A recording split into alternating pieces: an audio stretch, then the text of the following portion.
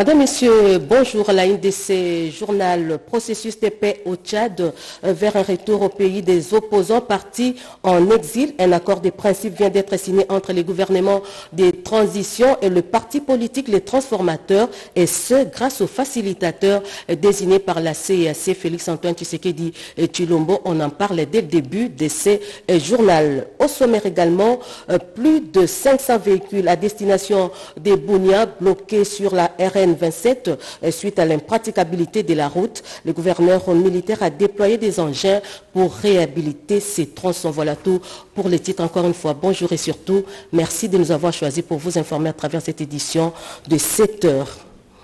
Processus de paix au Tchad vers un retour, nous l'avons dit, au pays des opposants partis en exil. Un accord de principe vient d'être signé entre les gouvernements des transition et les partis politiques, les transformateurs, et ce, grâce aux facilitateurs désignés par la CSC, Félix-Antoine Tshisekedi et Tshilombo. Blandine Zovo, reportage. Bienvenue. C'est un pas de géant franchi dans le processus de la réconciliation au Tchad.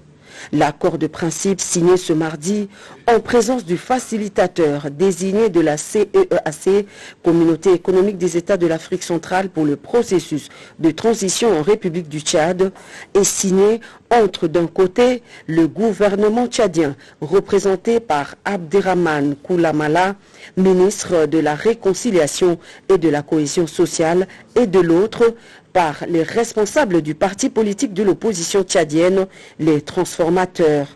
L'accord conclu permettra le retour en toute quiétude au Tchad de l'opposant, Dr Success Masra. Il y a un temps pour faire la guerre, il y a un temps pour faire la paix. Nous voulons réconcilier notre peuple dans la justice et l'égalité.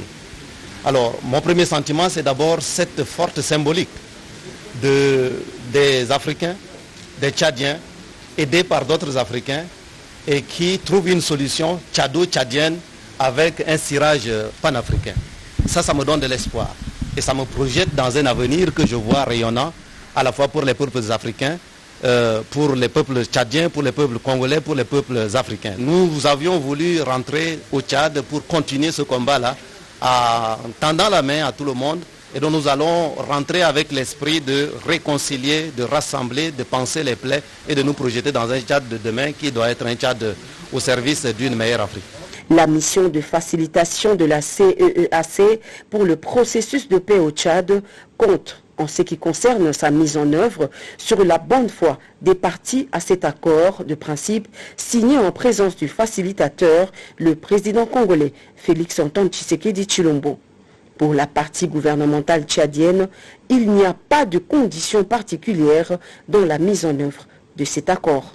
Cet accord ne remet pas en cause son droit constitutionnel à exercer librement ses activités d'homme politique. Et d'ailleurs, que serait une démocratie sans ses opposants? Ça n'a absolument pas de sens.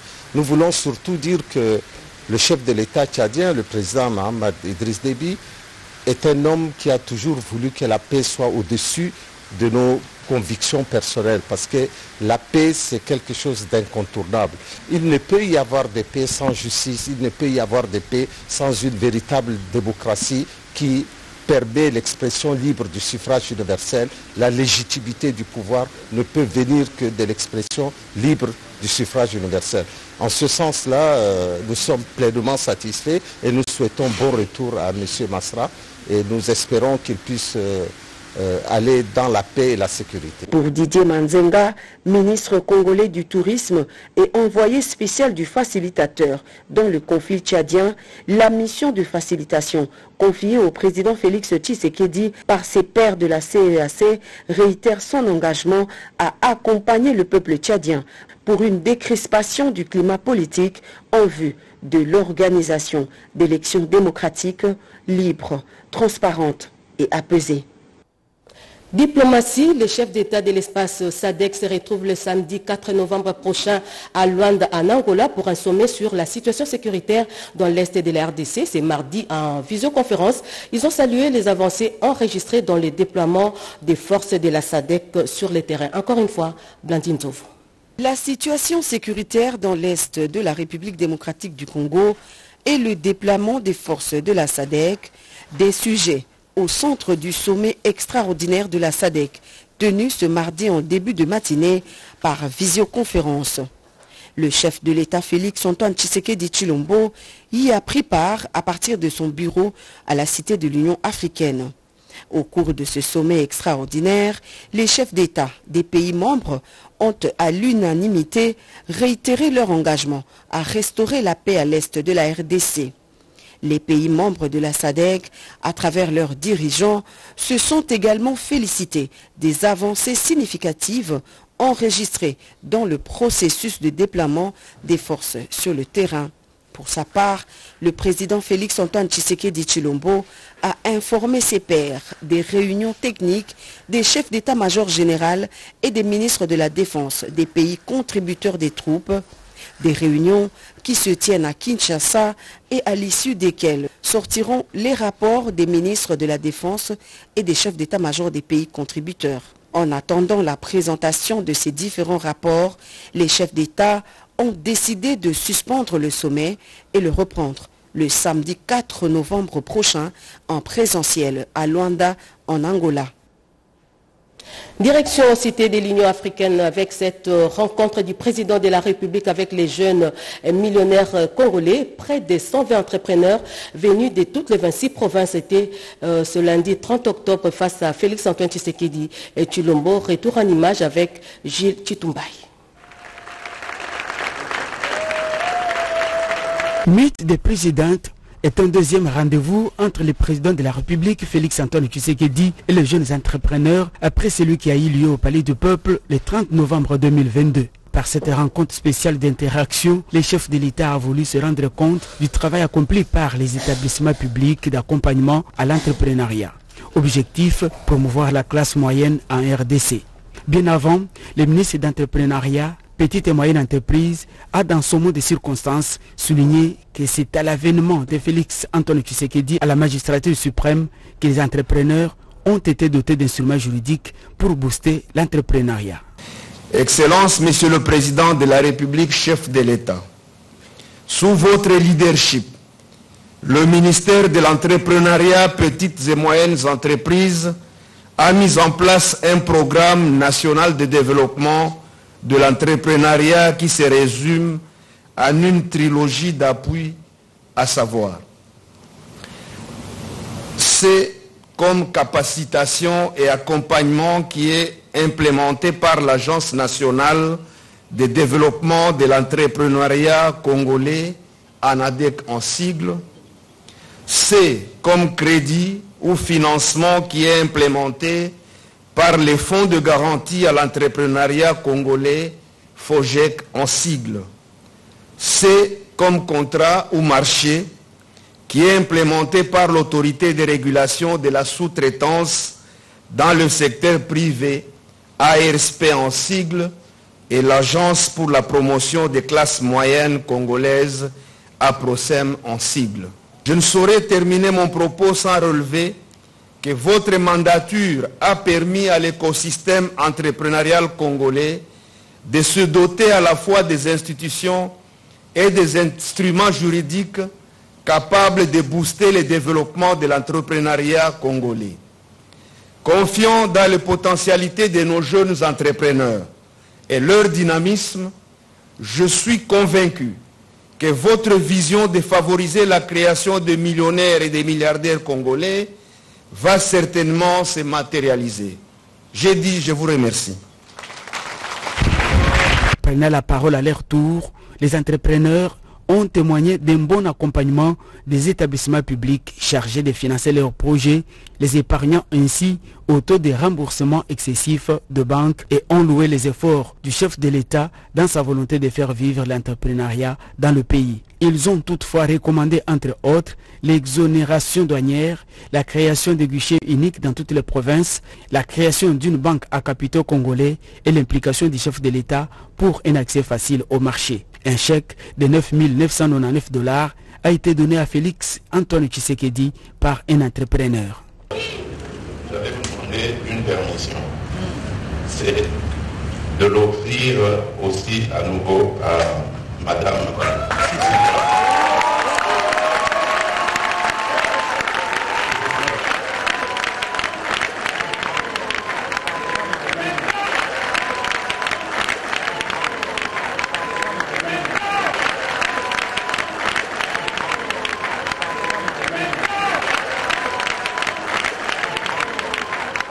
Très attentif aux témoignages donnés sur place, le président de la République s'est dit heureux de voir sa vision se concrétiser.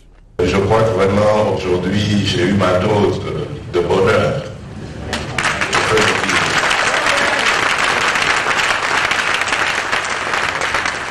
Ça a commencé à l'ANADEC tout à l'heure, lorsque j'ai vu ces entrepreneurs congolais, des jeunes, des femmes, des personnes vivant avec handicap. J'ai compris vraiment que nous n'avons pas travaillé en vain et qu'il y a vraiment un espoir dans ce pays et que surtout que j'ai eu raison de croire dans l'entrepreneuriat congolais. Les meilleurs entrepreneurs de cette édition ont reçu les trophées de mai du chef de l'État et tout a pris fin dans une ambiance de joie. Merci beaucoup. Et ces jeunes millionnaires ont tous exprimé leur satisfaction quant aux actions du président de la République en leur faveur. On les écoute au micro de Jules Tutumbaï. Lorsqu'il est venu au pouvoir, au travers de son discours d'investiture, il avait promis s'occuper des jeunes. Il avait promis qu'il va donner une attention particulière aux jeunes. Et je l'ai dit, en 2019, il a débloqué la situation du PADEM-PME. En 2020, il a créé les FOGEC. En 2021, il a transformé l'OPEC en ADEC. En 2021 encore, il a créé la PROSEM. En 2022, il met en place un établissement spécialement dédié à la promotion de jeunes de manière globale, c'est-à-dire la promotion de jeunes, la promotion de l'entrepreneuriat de jeunes et la promotion de l'emploi de jeunes. Et ce n'est pas fini. Il va sanctionner tout ce qu'il fait par la publication de la loi sur l'entrepreneuriat et les start-up. Ce sont des éléments qui marquent une époque. 5 actes ou 6 actes pour révolutionner l'entrepreneuriat. Très satisfait pour voir les chefs de l'État, pas simplement les dire, mais les faire. Aujourd'hui, quand nous voyons tous ces jeunes entrepreneurs autour de lui et disposés pour nous encourager à faire encore mieux, nous sommes vraiment dans la joie. Et il a lui-même manifesté en disant qu'il va organiser ces moments, pas simplement c'est une première, mais il y en aura pour que cela puisse aider afin de voir là où il faut encore améliorer davantage. À l'époque, c'était plus difficile pour qu'on ait même cet investissement, mais la garantie pour que la société chinoise puisse investir 229 millions de dollars, il nous disait toujours, la garantie c'était le nom de votre président de la République. Et comme il s'était engagé lui-même, et ce projet, c'est un projet pour la construction de cette route de 150 km, ainsi que les ports secs, et ça, c'est l'œuvre vraiment de son Excellence, Monsieur le Président de la République, Félix Antoine Tshisekedi Tshilombo. Et aujourd'hui, nous sommes très fiers à cause de cet ouvrage. C'est grâce au chef de l'État que j'avais rencontré personnellement et lui soumettre mon projet. Et il a permis que je puisse avoir cet agrément pour contrôler les entreprises privées et publiques sur toute l'étendue du pays en faisant respecter les normes en matière de santé et sécurité au travail. Et grâce à lui, aujourd'hui, avec la technologie des pointes que nous avons ce jour, que nous mettons à la disposition de toutes les sociétés en République démocratique du Congo, ça permettra à ce que nous puissions, n'est-ce pas, réduire les accidents de travail et les maladies professionnelles sur toute l'étendue du pays. Et ça pourra donner beaucoup de moyens à l'État congolais et en même temps sauver nos compatriotes qui meurent suite aux mauvaises conditions de travail. Merci Fachi, merci infiniment.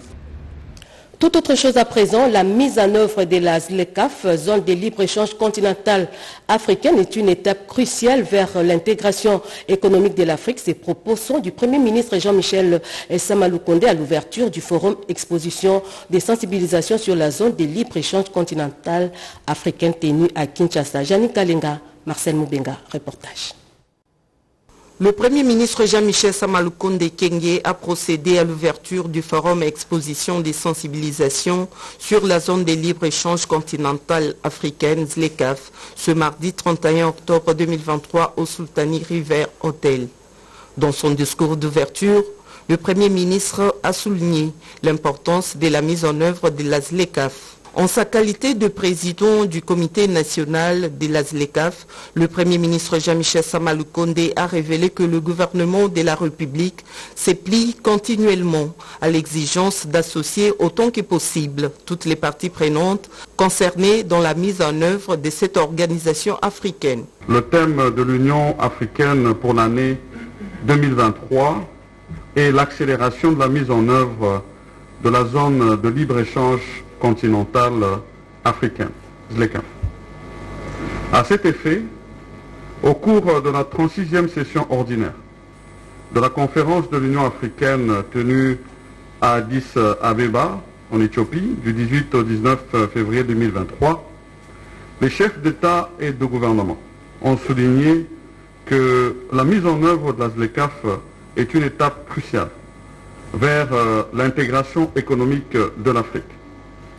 Ce qui implique, ont-ils précisé, la nécessité d'inclure les questions relatives à la mise en œuvre de la ZLECAf dans tous les travaux aussi bien de l'Union africaine que de ceux des États membres dont fait partie la République démocratique du Congo.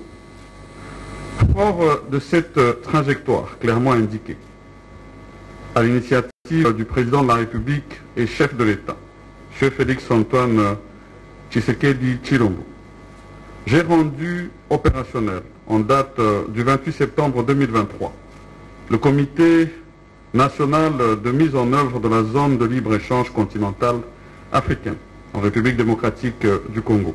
De son côté, le ministre du Commerce extérieur, Jean-Lucien Boussa, a fait savoir que l'objectif de ce forum est de sensibiliser les parties prenantes congolaises du secteur public et la société civile sur les opportunités offertes par la ZLECAf. Il faut noter que c'est par la visite des différents stands que le Premier ministre a quitté le lieu de l'activité. Par les religions, la canonisation de la bienheureuse Annualité Nengapeta, le gouvernement de la République exprime sa disponibilité à s'imprégner dans le processus d'obtenir cette reconnaissance du Saint-Siège. Annonce faite par le Premier ministre Jean-Michel Samalukonde. Images et commentaires. Chrétien catholique pratiquant, le Premier ministre Samalukonde Kyenge saisit l'occasion que lui offre son séjour à Isiro pour communier le dimanche 29 octobre 2023 avec les chrétiens de la cathédrale Sainte-Thérèse de l'Enfant Jésus, où se trouve la troisième tombe de la bienheureuse Annualité. Ici, c'est l'abbé curé Frédéric Malingui qui prêche l'amour du prochain. Dans sa prise de parole, le gouverneur Christophe Bassien-Nanga salue la visite de son hôte de marque avant de plaider pour les travaux d'aménagement du sanctuaire de la bienheureuse Annualité.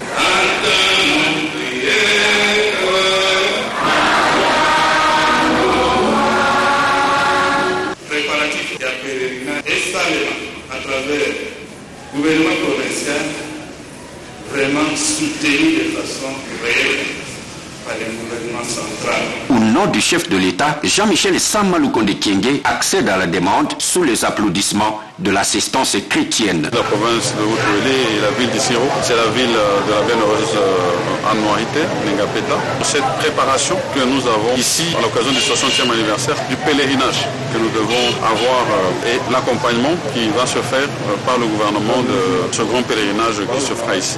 Depuis sa création, le Premier ministre congolais Samalukonde est la toute première personnalité de son rang à assister à une Eucharistie dans cette cathédrale. Le fervent catholique visite par la suite la deuxième tombe de la bienheureuse en la paroisse dite Maison Bleue où elle avait été assassinée avant de faire un tour éclair au site prévu pour la construction de la basilique en prévision de sa canonisation. L'invasion rwandaise, le départ de la MONUSCO et l'échec de l'EAC, 3 points importants expliqués aux ambassadeurs africains par le vice-premier ministre et ministre des Affaires étrangères Christophe Lutundula. Le chef de la diplomatie congolaise était également avec la délégation de la CEAC. D'autres précisions avec Doris Mozotamboué et Henri Amouri. Après avoir informé les diplomates de l'espace européen, Asie et Amérique sur l'entrée de l'armée rwandaise à l'est du pays, le vice-premier ministre, ministre des Affaires étrangères et francophonie, était en face des ambassadeurs de l'espace Afrique. Même exercice pour Christophe Lutundula à Palapé-Napala, qui a montré avec image à l'appui l'armée rwandaise faisant la marche vers la RDC, image prise par le drone de la MONUSCO. La guerre ne peut jamais venir de nous. Mais nous ne pouvons pas accepter un seul instant que cette situation continue à perdurer et que le président Kagame et tous ceux qui dirigent le Rwanda continuent à nous défier. Le vice-premier ministre, ministre des Affaires étrangères et francophonie, a également évoqué la question du départ de la MONUSCO. Les états-majors de la MONUSCO, des FARDC et quelques experts travaillent déjà pour un départ responsable et non précipité de la force de maintien de la paix en République démocratique du Congo. En ce qui concerne la force de l'EAC, là aussi, le vice-premier ministre, ministre des Affaires étrangères et francophonie, est très clair. L'échec est constaté et l'heure est à l'évaluation pour une décision radicale. Les regards sont tournés vers la SADC. Toujours ce mardi, le vice-premier ministre, ministre des Affaires étrangères et francophonie et son collègue Mboussa Nyamouis de l'intégration régionale ont reçu une délégation de la CEEAC. Au menu de leurs échanges, les élections combinées du 20 décembre prochain. Nous sommes venus témoins de notre solidarité avec le peuple frère de la RDC et appuyer les élections avec une observation pour crédibiliser le processus à notre manière. Et c'est de ça, tout ça que nous avons parlé avec le Premier ministre. Tous seront informés de l'activisme du Rwanda et les conséquences à tirer mettront la République démocratique du Congo hors de toute critique. Dans ces temps, Guilain Niembo, directeur de cabinet du chef de l'État, lui a présidé la réunion d'évaluation de la 5e revue du programme économique du gouvernement avec une délégation du FMI, nous dit Guilain Kabalundi.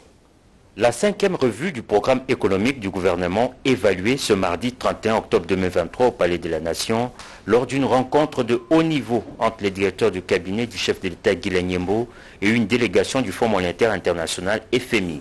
Cette rencontre, à laquelle ont également pris part les directeurs du cabinet adjoint du président de la République, a permis aux deux parties de parcourir les défis et les efforts qui seront faits par le gouvernement pour le reste de l'année, mais aussi pour le moyen terme. Nous avons rencontré le directeur du cabinet du président de la République pour faire le point de nos discussions de ces 2 dernières semaines. Dans le cadre de la 5e revue du programme, la RDC soutenue par le Fonds monétaire international. Nous avons parcouru les défis et aussi les efforts qui seront faits par le gouvernement pour le reste de l'année, puis pour le moyen terme. Après le Palais de la Nation, l'équipe du département Afrique du Fonds monétaire international va poursuivre des échanges avec les différentes autorités du pays. Je l'ai dit en titre, plus de 500 véhicules contenant des marchandises à destination des Bouni ont été bloqués sur la RN27 suite à l'impraticabilité de ces tronçons routiers. Le gouverneur militaire Johnny Luboya Kachama a déployé des engins pour réhabiliter ces tronçons routiers et rendre la circulation fluide. C'est un reportage de Guillaume Sélémani. Terminé à rendre praticable les tronçons routiers Iga Barrière Lopa, nous sommes sur la RN27 en territoire de Djougou. Le gouverneur de l'Ituri, le lieutenant-général Luboya Kachama Johnny, a dépêché dirigeants, son conseiller en matière d'infrastructure sur ces tronçons pour suivre de près l'évolution des travaux de réhabilitation lancés il y a de cela quelques jours.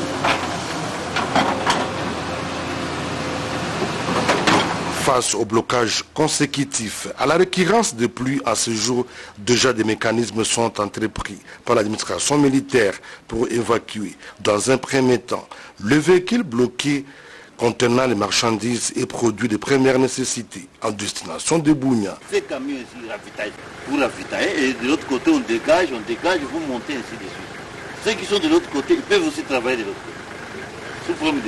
Ici sur place, au-delà de 500 véhicules poids lourds Des citernes et autres sont stationnés de l'OPA jusqu'à Kwadole sur la RN27.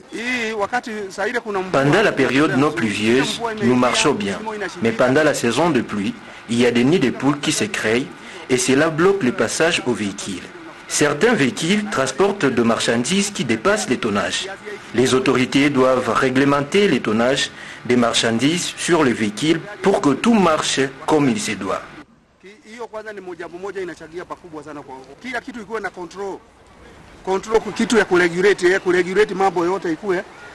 Il faut dire que le gouvernement provincial de l'Ituri s'est engagé à désenclaver plusieurs entités avec la réouverture de plusieurs axes d'importance capitale, mais abandonnés au grand désarroi de la population. La route Iga-Barrière-Lopa est l'un des axes économiques le plus important dans la partie nord de la ville de Bunia, un motif de plus pour sa réhabilitation. De son côté, le ministre de la Santé publique, Hygiène et Prévention, Dr Roger Kamba, a lancé la gratuité de la maternité et des soins de nouveau-nés. Le Sud Kivu est la deuxième province qui bénéficie de cette phase importante de la couverture santé universelle. Edith Chala, reportage.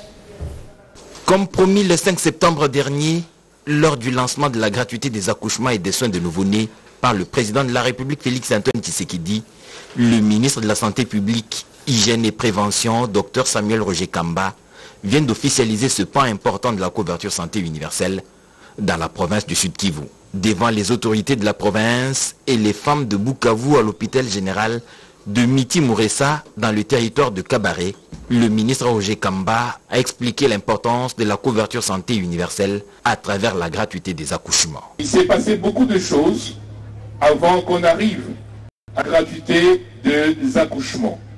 Il s'est passé que le président de la République a créé des structures pour mettre la couverture santé en place. Il s'est passé que le président de la République a décidé d'avoir un plan stratégique pour que la couverture santé universelle soit une réalité. Il s'est passé que le président a décidé de changer la loi de la santé pour l'adopter à sa vision qui est celle de la couverture santé universelle. C'est dans ce cadre-là que pour matérialiser cette politique, il a décidé que le premier choix que nous devons faire, c'est aider nos mamans aînées et nos nouveau-nés. Avant le lancement de la gratuité des accouchements dans la province du Sud Kivu, le ministre de la Santé publique, Hygiène et Prévention, Dr Samuel Roger Kamba, a d'abord posé la pierre pour la construction d'un centre de santé moderne dans le cadre du programme de développement local de 145 territoires. Au total, 22 centres de santé seront construits dans cette province de l'Est du pays. Rendons-nous dans la province de l'Équateur avec cette cérémonie des renouvellements des serments par les magistrats récemment affectés. Images et commentaires.